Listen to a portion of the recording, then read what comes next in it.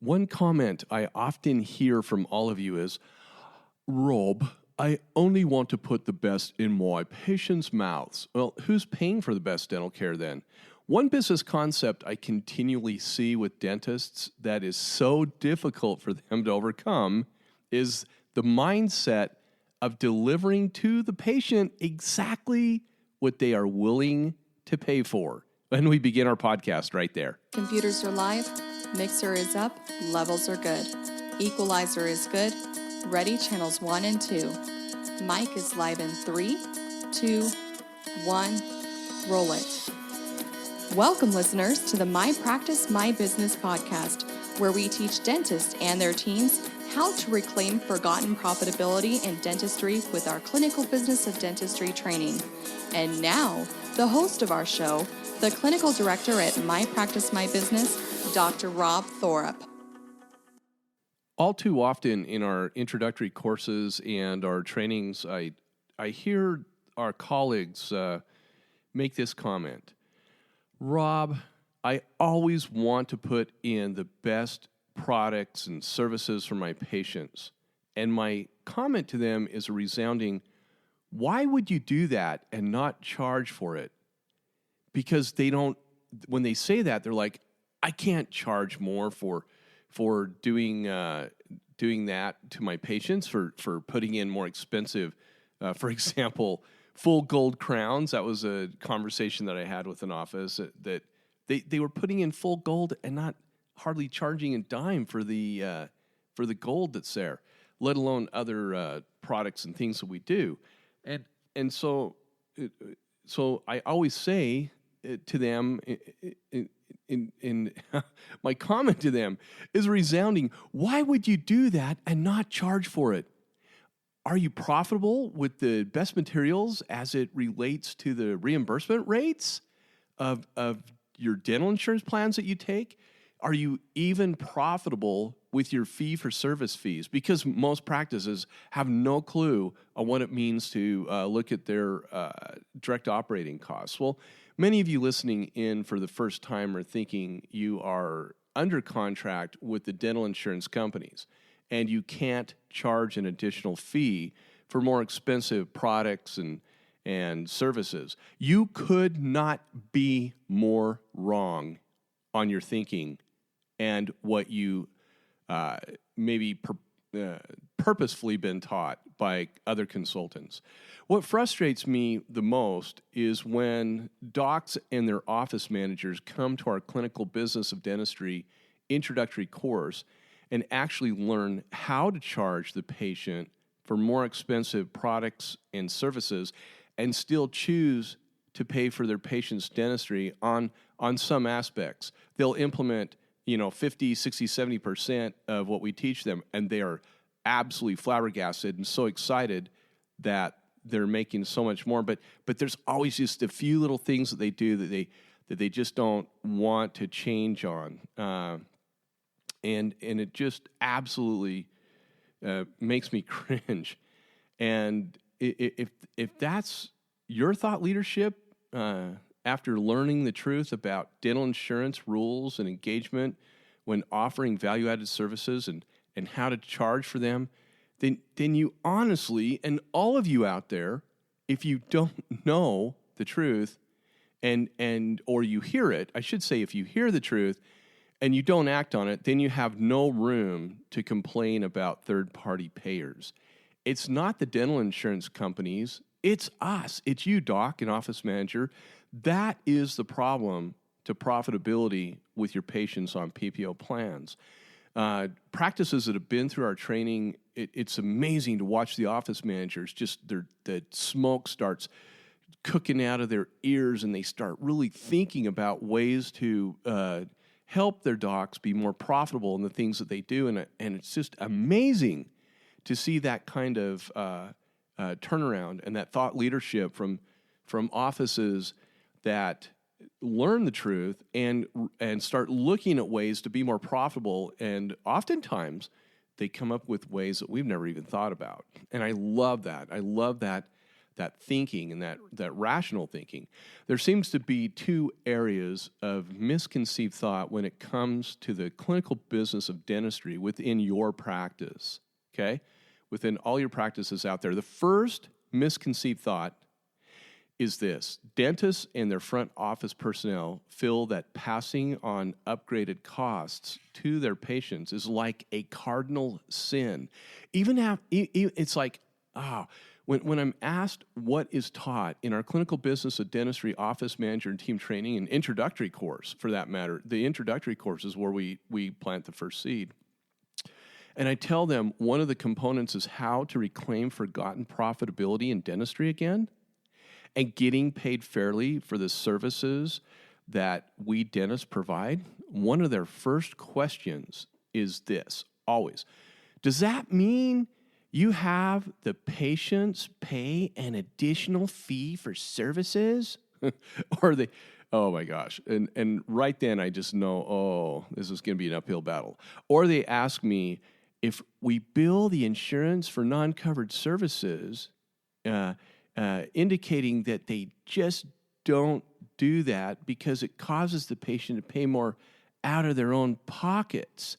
We can't do that. Oh man, it just keeps going. These statements are indicating that they only bill for services that they know the patient's dental insurance will pay for. They're afraid to bill for something that the insurance won't pay for. And these are the same types of offices that do not hesitate to write off non-covered services, which the patient is definitely responsible for to pay. They say this is as if they are the best altruistic office in the world, and they are so proud of themselves for delivering free dentistry to their patients. And here's a little secret: no other medical business functions this way. They don't. And one more note: does your patient come to you for the quality of work you provide, or do they just enjoy the free work you do on them or the perceived free work that you might do on them? Okay? These are things that you need to think about when you ask yourself this question you feel like it's such a sin to actually charge the patient for what you do. Stop it. You need to charge the patient for what you do. Every other business does that. Second, number two, they always seem to state that they either want to place the best materials in their patients' mouths, or that they do place the best materials in their patients' mouths. I think it's important to address the elephant in the room right now, folks. The term best materials does not include low-end composites, low-end crowns, cheap offshore crowns, implants, cheap bonding materials, and black or gray market products that you're getting from companies that are mill catalog companies. No, they don't. That is not the best dentistry you can provide. Now then, if you are routinely using top-rated products and prosthetics, how profitable do you really think you are when you're using those things? Do you hope the hygiene department is running full speed just so your business can be profitable? That's oftentimes what's taught by a lot of consultants is hey, you need to go to your labs and your supply companies, and you need to beat them up and get the best prices and make them give you discounts, and then we're going to show you how to make sure your hygiene department is making more money, and put that burden on the hygienist and put your burden on the office manager. And it just is a never-ending topic of teaching. That's not what we teach at MPMB at all. This past week, my sweetheart, my wife, Trace, she needed new tires on her vehicle, and we dropped her car off at Big O Tires here in South Jordan, Utah. I've been going there for years because of their great customer service, and you guys know how I am about the Disney experience in our dental practices, right? So for years, I've always purchased their Big O Tires, the brand, but for the last 5 years, I've been a tire snob, and I've purchased Michelin tires. for our vehicles. I got a pair of Michelins on my truck many years ago, and I just like the ride, the smoothness of the ride, the tires grab, and not saying that the Big O brand isn't nearly as good, but that's the key point, nearly as good. I love the Michelins, but they run about $300 more for a set of 4 than Big O's best brand to put on my vehicle that's competitive with them. But I love how they ride and handle, especially in the snow. And we are just getting dumped on with snow here the last week of November. And did I mention the Michelins are about $300 more for a set of 4 tires over Big O's name brand, top of the line tire? I know what you're thinking. If a dentist was running the Big O tire store I went to, I would have likely received the Michelin tires for the price of the Big O brand, top of the line tires, because that's the other end of the thought leadership that you guys do. You are putting in the best material and you're not getting paid for it. So what am I trying to say to all of you today? If you're placing Michelin tires in your patient's mouth at Big O name brand pricing, you're probably not profitable on the procedure you are doing. And if you think the name brand tire is as good as the Michelin, you should probably do a little more research. Michelin has crushed it for years and years, and they've got a great tire. And it lasts longer. It grips better. It's a fantastic tire. It doesn't wear as fast. Most important, Big O gives me choice. I ask them, which one, what's the best tire, and aside from your name brand? And they give me that choice. And if your patient, when given choice, only wants the basic tire in their mouth, whatever should you do? Whatever should you charge? Would that be the PPO plan fee for the basic material? Would Big O have placed the Michelins on my wife's vehicle for the price of their basic tires? No.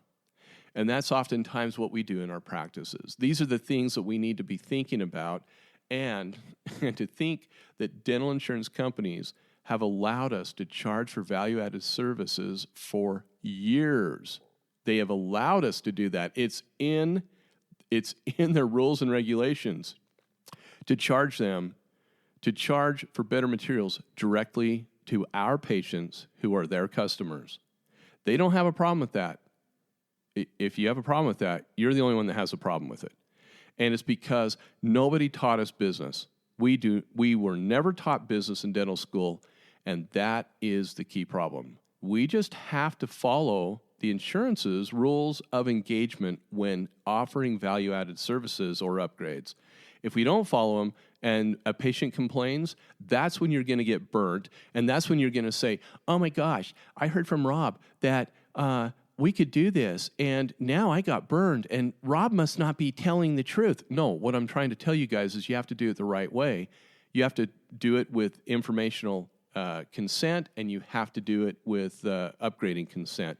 And if you don't use the right forms, yes, you can get burned, and they'll make you reimburse all the upgraded fees. We teach you how to do it the right way. And why do we do that? We're a company that the insurance companies actually talk to. We're not a company that the insurance companies won't talk to because we don't burn those bridges. Isn't that interesting? Okay? So, we have to follow their rules. Learning those protocols to be able to charge fairly for upgrades with PPO contracts is our specialty here at MPMB. That's what we know about. When with increased overheads and low reimbursement rates and rates that are continually dropping, watch what happens this next year. Oh my gosh, it's going to be some docs, or their heads are going to explode when you see reimbursement rates drop again. And the high cost of dental technology, it's not cheap. Who's going to pay for that? The doctor? Just for the beauty of doing dentistry? No business does that, doc. You really should reconsider all the unintentional free dentistry you seem to be doing. If you're not sure how to reclaim forgotten profitability in dentistry again, let us help you here at MPMB. It's what we specialize in. Thank you so much for tuning into the My Practice, My Business podcast. You can find additional podcasts you may have missed that will help you with your dental practice at Apple iTunes Podcasts. And remember to become a subscriber to our podcast. Many of you have asked how to help support the My Practice, My Business podcast. If you have enjoyed the program and information you received today, the best way to help is to leave us a 5-star review. Thanks again for allowing us to be a part of your day.